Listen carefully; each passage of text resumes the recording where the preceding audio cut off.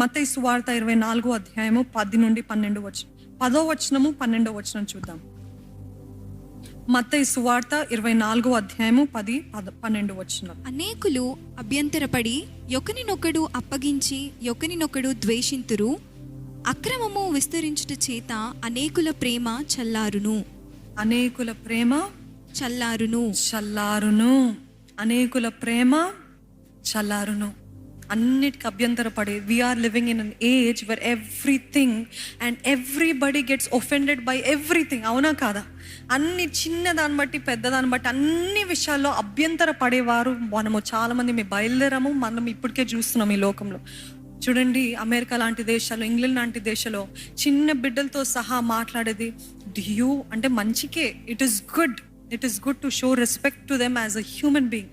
కానీ అది వారు బౌండరీస్ దాటుతున్నారా అయినప్పటికీ తల్లిదండ్రులు ఎంతో భయంగా, ఎందుకు నా బిడ్డ ఒఫెండ్ అవుతాడండి, నా కొడుకు ఒఫెండ్ అవుతాడు, నా కుమార్తె ఒఫెండ్ అవుతుంది, లేకపోతే నన్ను ఐ హేట్ యూ అని అంటదేమో, ఐ హేట్ యూ మదర్ అని అంటదేమో అని చెప్పి వీళ్ళు ఏంటంటే can you do it, will you do it, would you like to do it అని అంటూ ఉంటారంట. ఎందుకు? సొంత కుమారుల దగ్గర కూడా అంత జాగ్రత్తగా భయంగా మాట్లాడాలంట. ఎందుకంటే we're living in the age of offence. అన్ని విషయాలు బట్టి ఒఫెండ్.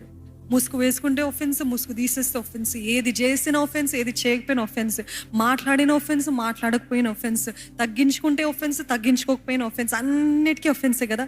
అన్ని విషయాలు అంటే you have to come to point. ఎట్లాగా అయిపోయిందంటే ఇంకా నిజంగా నాకు ఇవన్నీ అవసరం లేదయ్యా, నేను నీతో సరిగ్గున్నానా, నా తోటి వారితో సరిగ్గున్నాను, నేను చేయాల్సినంత చేస్తాను, వారు ఒఫెండ్ అవుతే అవ్వనండి. యేసయ్య చూడండి, he knew what his mission was. ఇక్కడ నువ్వేమనుకుంటా అనుకో, గ్రీస్ ఆమె పేరు కూడా రాయబడలేదు. ఆ స్త్రీతోటి నువ్వేమనుకున్నా అనుకో, నేను నీకు పరిచర్య చేయడానికి రాలేదు. ఈరోజు మనకి అటువంటి క్లారిటీ ఉందా? అటువంటి క్లారిటీ ఉందండి మనకి? అటువంటి స్పష్టత ఉందా మన జీవితంలో? నన్ను నచ్చని వాళ్ళు ఉంటారు, నన్ను మెచ్చుకొని వారు ఉంటారు. నేను కనీసం మీరు ఎంత మంచి చేసినా మిమ్మల్ని ద్వేషించేవారు కనీసం 10% మంది కంపల్సరీ ఉంటారంట. మదర్ తెరిసా లాంటి వారికే ఎనిమీస్ ఉన్నారు. అట్లాంటి గొప్పవారు, అంత హ్యూమానిటీ, అంత చారిటీ, అంత మంచి కార్యాలు చేసిన మదర్ టెరిసానే ద్వేషించి ఆమెని భయపెట్టి బెదిరించి బ్లాక్మెయిల్ చేసి ఆమెని నువ్వు ఏదో అల్టీరియర్ మోటివ్ తోటి చేస్తున్నావు, ఏదో చెడు ఉద్దేశంతో చేస్తున్నావు అని ఆమె లాంటి వారినే ద్వేషించారు. మనం ఎంత ఈరోజు మనం అంటూ ఉంటాము, వీరు నన్ను మెచ్చాలంటే వారి ఇష్టం వచ్చినట్టు మనం మలుచుకుంటున్నాం. దేవుడు ఇష్టం వచ్చినట్టు మలుచుకోవట్లేదండి. వీరికి ఇది ఇష్టమా ఇది చేస్తా, వీరికి ఇది ఇష్టమా అది పోస్ట్ చేస్తా, వారికి అది ఇష్టమా అది See, we are always trying to fit into people's lives like how they like. కానీ దేవుడు ఇక్కడ యేసుప్రభు చూడు, నువ్వు ఏమైనా అనుకో, నువ్వు స్త్రీ, నేను నీకు చేయడానికి రాలేదు, నా పని వేరే ఉంది, నేను యూదుల దగ్గరికి వెళ్ళాలి, నేను నా బిడ్డల దగ్గరికి వెళ్ళాలి, మొదట నువ్వు కుక్కవి అని డైరెక్ట్గా అన్నాడు. But she didn't care and Jesus didn't care because he knew what his mission was. ఈరోజు మనం కూడా మన ఉద్దేశము, మనకి స్పష్టత, మన జీవితం ముందుకు వెళ్ళాలి అనే ఆ క్లారిటీ ఉన్నట్లయితే ఎవరు ఏమంటున్నారు మనం పట్టించుకోమండి. నిజంగా ఎవరు నన్ను మెచ్చుకుంటున్నారా, ఎవరు నన్ను గుర్తిస్తున్నారా, ఎవరు నేను నచ్చుతానా అని ఈ ఉద్దేశము మనకు ఉండదు. మీకు క్లారిటీ ఉందా? Do you have a vision and a mission? ఒక ధ్యేయము, ఒక గురి, ఒక గమ్యం ఉన్నట్లయితే ఎవరేమంటున్నారా పట్టించుకోము. ఈరోజు అన్నిటికీ, ఎందుకంటే మీరు మంచి చేస్తే అభ్యంతర పడేవారు ఉన్నారు, చెడు చేస్తే ఇంకా అభ్యంతర పడేవారు ఉన్నారు. మీరు మంచి చేసినా చెడు చేసినా అభ్యంతర పడేవారు లేకుండా ఉండరు. Because what ever you do. అందుకని యేసు ప్రభు హీ న్యూ, ఎంత కూల్గా ఉన్నాడు యేసయ్య అయితే. He was so cool, so అసలు స్ట్రెస్సే లేదు. ఓహో వీరు నన్ను మెచ్చుకోవాలి, వీరు నన్ను గుర్తించాలి, ఓ వీరి కోసం నేను అలాగా మారుతాను. Don't try to change. దయచేసి మీరు డోంట్ ట్రై టు చేంజ్ అంటే మరలా ఎక్స్ట్రీమ్గా తీసుకెళ్తారండి. అట్లా కాదు నేను అనేది, ఎక్స్ట్రీమ్గా తీసుకెళ్ళకండి. డోంట్ ట్రై టు చేంజ్ అంటే మీ ప్రిన్సిపల్స్, దేవుడు మనకిచ్చిన నియమాలు, వాక్యానుసారమైనవి అవన్నీ విరుద్ధంగా చేయకుండానట్లు మీరు సరిగ్గా కాపాడుకుంటూ, మనుషులకి ఇది ఇష్టం కదా, మనుషులకి నేను ఇట్లా మాట్లాడితే ఇష్టం కదా, మనుషులకి నేను ఇట్లా తయారవుతే ఇష్టం కదా, ఇట్లుంటే ఇష్టం కదా అనేసి అంతా కూడా మారడానికి ప్రయత్నించకండి. ఎందుకంటే వారి పర్స్పెక్టివ్, వారి ఒపీనియన్ మారుతూనే ఉంటుంది.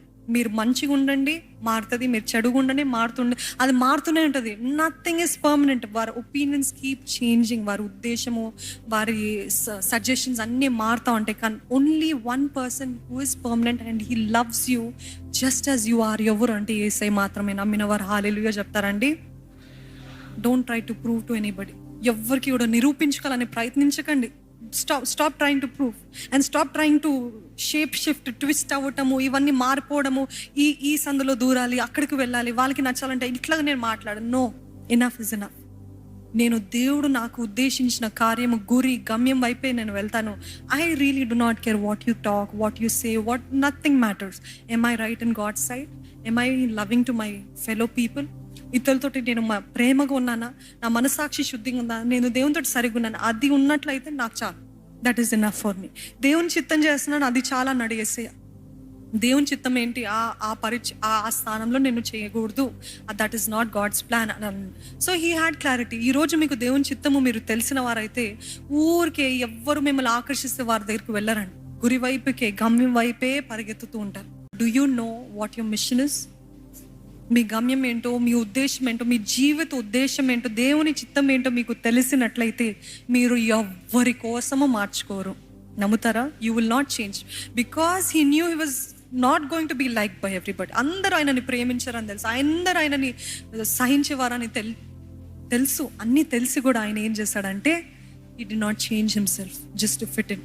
అందుకనే ఆయన లేచిన తర్వాత, ఆరోహణం అయిన తర్వాత, అంటే పునరుత్థానుడు అయిన తర్వాత ఏం చేస్తాడండి, అందరికి పోయి యూదా ప్రాంతం అంతా, యెరూషలేం ప్రాంతము, బెత్లెహేం ప్రాంతము, ఇశ్రాయేల్ దేశం అంతా అక్కడ నిలబడి ఇదిగో నేను లేసానని చెప్పాడా?